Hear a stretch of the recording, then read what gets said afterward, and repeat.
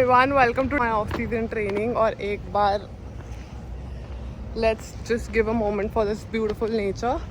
So I'm really excited for today's training because पिछली बार मुझसे training हुई भी नहीं थी. मतलब ये वाला प्रोग्राम मुझसे अच्छे से हुआ भी नहीं था.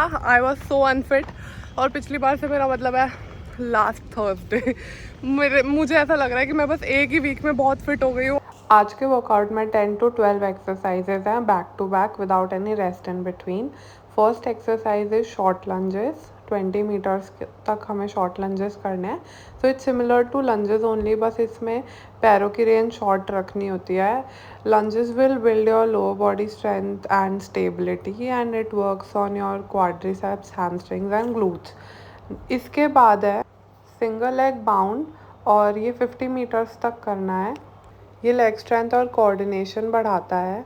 ये आपके डायनामिक मूवमेंट्स को एनहांस करेगा, प्लस आपका जो एबिलिटी है फोर्स जनरेट करने की क्विकली, उसको भी बेटर करेगा. This will also help in your overall fitness. ये हमें 50 मीटर्स तक करनी थी. और उसके बाद नेक्स्ट एक्सरसाइज वॉज क्रंचेस, जो कि विदाउट एनी रेस्ट इसके जस्ट बाद स्टार्ट करनी है. टोटल 50 क्रंचेस करने हैं. और ये आप देख सकते हो, you are doing crunches here. Crunches आपकी कोर को स्ट्रेंथन करते हैं, specially your rectus abdominis, which is basically the top layer of your abs. So your upper abs crunches works on that. और मैंने हमेशा बोला, आप कुछ भी एक्सरसाइज करो, always try to find a connection between that exercise and your throws.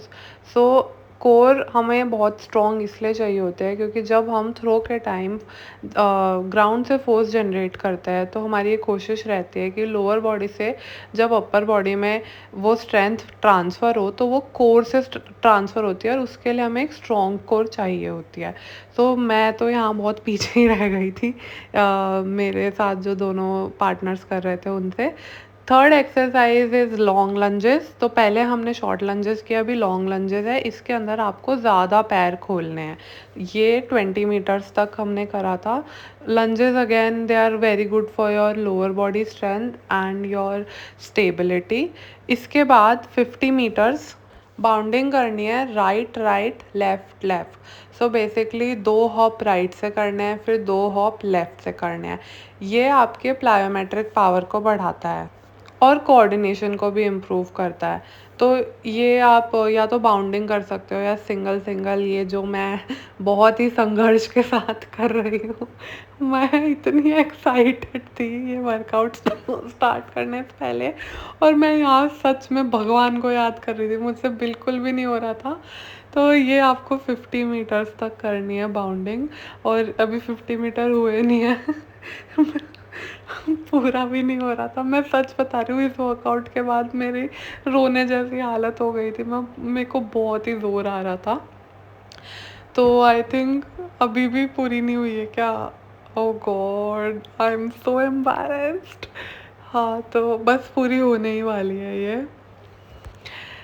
पता नहीं एक्सप्लोसिव पावर और कुछ बढ़ा होगा या नहीं जिस तरीके से मैंने किया है, बट ठीक है, अभी हो गई है. इसके बाद हमें वी अप्स करने थे, but you can clearly see कि हम वी अप्स तो बिल्कुल भी नहीं कर रहे थे. इसको आप टो टच बोल सकते हो, या हाँ मतलब टो टच ही बोल सकते हो इसको. तो वी अप्स तो मुझसे नहीं हो पाए, और फिर मैंने ये करा. तो this is also good for your core strength, right? So you have to do a core exercise your. So this is what we did. और ये भी 50 रेपिटिशंस करने थे. And if you have noticed, कोई रेस्ट नहीं है जब से हमने ये वर्कआउट स्टार्ट किया. तो अभी 4 मिनट हो गए हैं आई थिंक. नहीं, 4 नहीं, 3 मिनट हुए हैं शायद. जितने भी हुए हैं I don't care.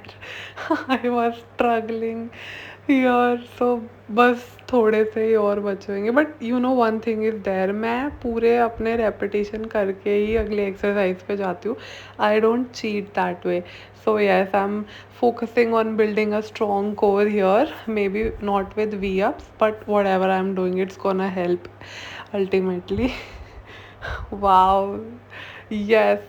Very good, bro. I'm so proud of you. इसके बाद फिर से लंजेस थे, 20 metre lunges. And hats off to the camera man.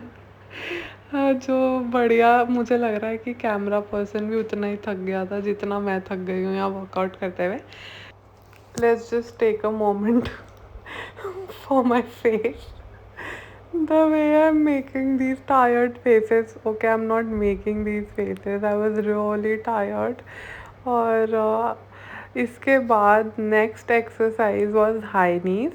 So high knee मैं I wasn't doing high enough, but yes, if you follow this workout, then do proper high knees.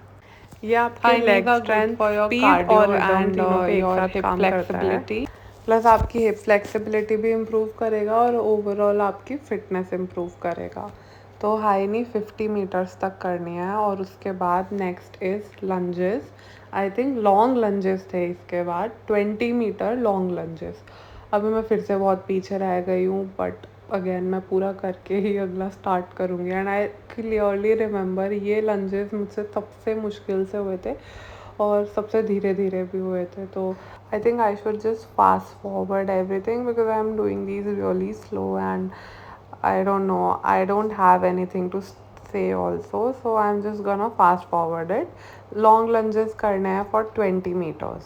इसके बाद है bounding. Bounding वैसे तो आपकी explosive strength और legs के endurance पे काम करती है, बट मुझसे तो बाउंडिंग अच्छे से हो भी नहीं रही थी. But I am sure at least fitness तो इम्प्रूव हुई होगी ये जैसी भी बाउंडिंग मुझसे हो रही है. I am gonna keep these videos so that when I'm doing better, so that I have something to look back to कि भाई मैं ऐसा करती थी और अब मैं ऐसा करने लगी हूँ. and I'm not even embarrassed of it because it is the truth. मेरी fitness अभी ऐसी ही है, so why shy away from it? Rather I'm proud of myself that I used to run away from these exercises. इन सभी exercises से मैं भागती थी, but मैं सब कर रही हूँ और इतना मन से कर रही हूँ. और इसके बाद this was the last exercise of this routine, which was bent knee ups. और इफ़ यू हैव नोटिस्ड पूरे वर्कआउट में कोई भी रेस्ट नहीं था, सब कुछ कंटिन्यू करना था एक के बाद एक के बाद एक. So this will also teach your muscles to recover quickly. कम टाइम में कैसे रिकवर करना है ये अभी बॉडी सीख रही है. अभी जो बेंट नी अप्स हम कर रहे हैं ये एक तो आपके लोअर एब्स पे काम करती है, ठीक है. It will strengthen your lower abs. Other than that, it also works on your hip flexor strength.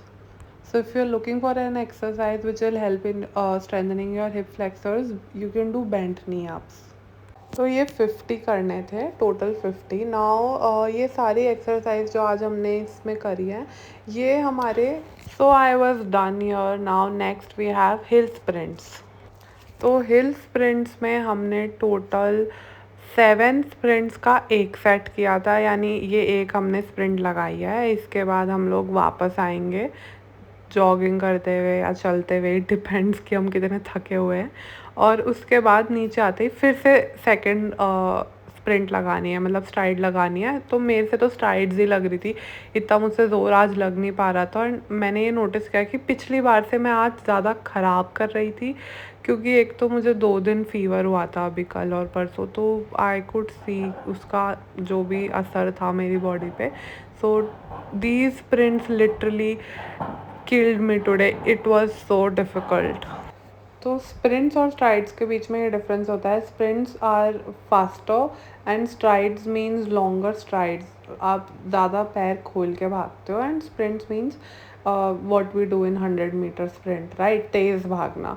So anyways हिल के ऊपर भागने के कई सारे फ़ायदे हैं. सबसे पहला तो है it will really strengthen your lower body a lot. It uses your quadriceps, your hamstring, glutes, calves, everything, and it will strengthen all of those muscles. Plus it will build a lot of endurance also, क्योंकि हम लोग एक लगा रहे हैं उसके बाद दूसरा विदाउट एनी रेस्ट लगा रहे हैं, मतलब वापस आ रहे हैं और फिर से लगा रहे हैं. So it's working on our lower body strengthening plus endurance, building endurance in our key muscle groups. तो यहाँ हमने 7 स्ट्राइड्स लगाई, उसके बाद 2 मिनट का रेस्ट लिया और फिर से 7 स्ट्राइड्स लगाई. So this was our hill workout and it was all about today's workout. ये वर्कआउट ख़त्म हो गया और इतना मुश्किल, इतना डरावना. हंस नहीं रही हूँ मैं, रो रही हूँ. लोगों को दिखाने के लिए हमें कुछ नहीं हुआ। हम तीनों ने ये हिम्मत करी है। ओह हेलो कचनार, देखो, how was your hill run? It was the most difficult workout I ever did. जबकि मैंने पिछले हफ्ते भी ये किया था, बट ये हफ्ता और भी मुश्किल था क्योंकि 2 दिन में बीमार थी, मेरे को फीवर हो रहा था। तो आज मुझे बहुत जोर आया। But good job, you did it.